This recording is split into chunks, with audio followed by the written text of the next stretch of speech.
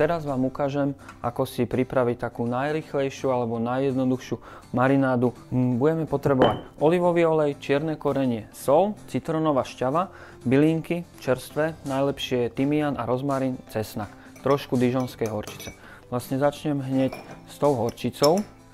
Potrebujem asi 2 čajové lyžičky, 1 strúčik cesnaku alebo 2, ktoré si vlastne na doske rozpučím, najemnúčko posekám. Takto roztlačený cesnak a posekaný najemno vložím do pripravenej misky, kde si vlastne budem celú tú marinádu pripravovať. Ja osobne nepoužívam červenú mletú papriku, lebo veľa ľudí si myslí, že keď chce ho potom piecť a dá červenú mletú papriku, takže ho bude mať pekné červené. Ja sa snažím využívať hlavne tie čerstvé bylinky a cesnak, to sú také alfa, omega, olivový olej. Máme v tej miske cesnak, dižonsku, teraz si to osolím.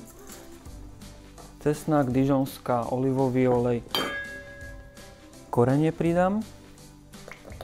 Keby som to mal odhadovať, že na jedno celé kura potrebujeme asi 3 polievkové lyžice olivového oleja. Čierne celé korenie, trošku predrvené. Vlastne medzi prsty odhad 2 štípky. A teraz ideme na tie čerstvé bylinky. Čerstvý tymián.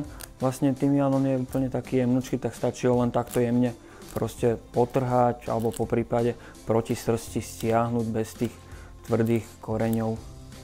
Teraz rozmarín a vlastne rozmarín tiež jak tymián, ale proti srsti on vám ide úplne takto pekne ľahučko.